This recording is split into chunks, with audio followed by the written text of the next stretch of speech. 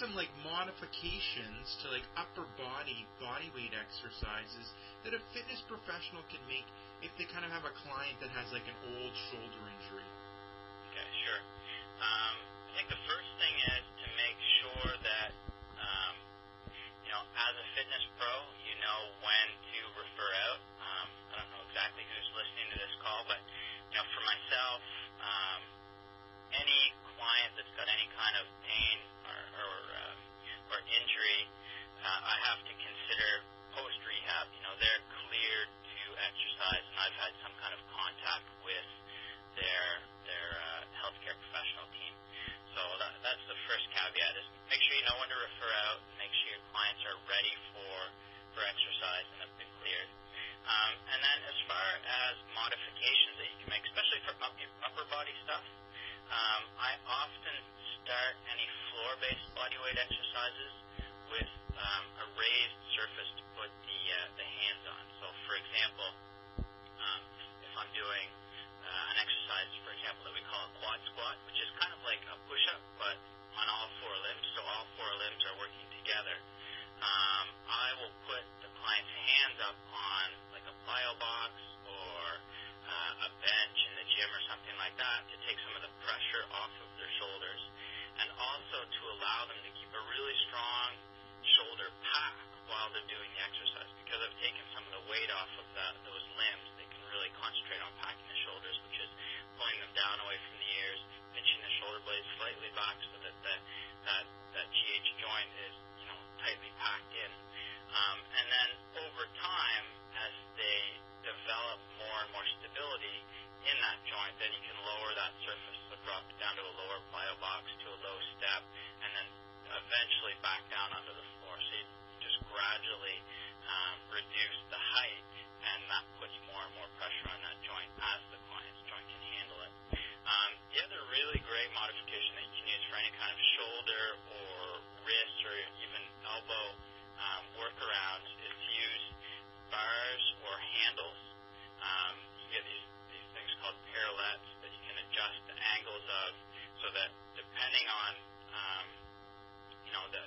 the problem in the shoulder or in the wrist, you can change the angles of the grip to allow the client to be able to do the exercise without going into that zone of pain or discomfort. So those are kind of my main modifications that I'll go to for shoulder stuff. And depending on the client, once you watch them move, you can see a lot of other places where you can start modifying. But kind of comes with experience. When you see them move, then you know which direction to go in with them. Okay. And then so we looked at the shoulder. Now, what would be some modifications to the lower body that fitness professionals should consider when it relates to body weight exercises for a client that kind of has like an old knee injury or kind of has sore knees when they do like a lunge or a squat? Sure. Well, a lot of times what you're going to see in those cases is for kind of quad dominant people, where when they squat, they're going right down onto the front of their foot. And we want to get the weight back onto their heels and get good glute activation to kind of counteract that. And what I often do is use something like a rope or a pole or something that the client can use to hold on to as they move into a squat or into a lunge or whatever, so that they feel comfortable bringing the weight onto the heel during the exercise, and then gradually reduce their dependence on that aid. So they could go from a rope to a really thick stretch band to a thinner stretch band to a thinner stretch band, and then into an unassisted exercise. So that's one really good way to do it. Again, with floor-based exercises, if I want to take pressure off the knees or the ankles, or if I've got a client with reduced mobility in the knees or ankles, then again I can go up to a raised surface. So if I'm doing some kind of lateral movement where they're sliding their foot off to one side underneath the other arm, this is an exercise called a leg swoop. If I get their hands up off the ground while they're doing that movement, it requires a lot less knee mobility in the knees and the hips. So that's a kind of an example where I can work around mobility while I build mobility through other exercises, but still allowing them to keep training.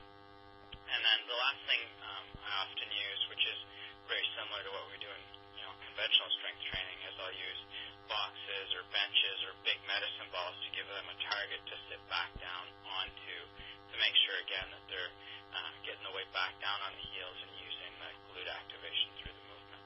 So those are kind of my main modifications for lower body stuff. Good, great information.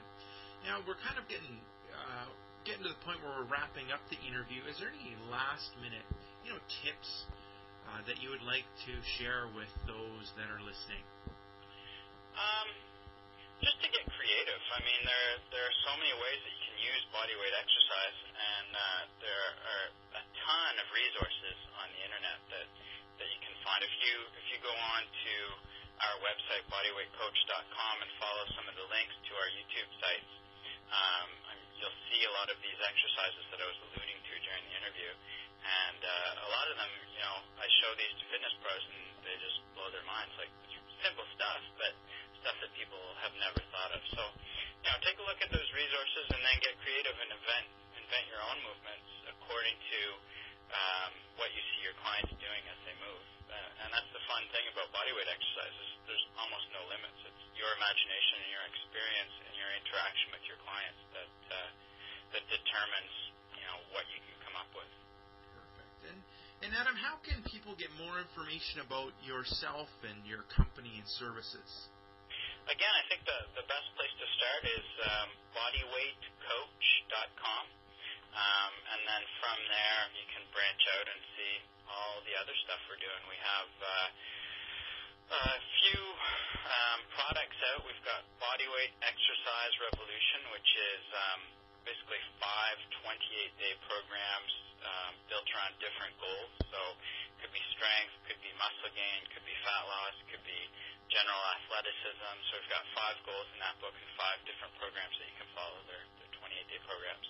And then we've also got another program called Bodyweight Blueprint, which is basically 3 months, 3 phases that kind of follow each other and give you really, like the name says, a blueprint of from day 1 to day 90, what you have to do every day during that time to reach your goal. And then we also have a third product called the Club Bell Training Black Book, which is, I mentioned at the beginning of the interview, one of the tools that we use a lot is the Club Bell. Looks like a big, black, heavy baseball bat. And we built a book, again, around 10 programs that you can use with that training tool. So bodyweightcoach.com is kind of the portal, and that's where you'll be able to follow through to see the rest of the stuff. Perfect. Thank you very much, Adam. Thank you, Rick, for having me. And thank you, exercisesforinjuries.com blog readers and listeners. Thank you for listening to this interview. We will talk to you very soon on the blog. So take care and bye-bye.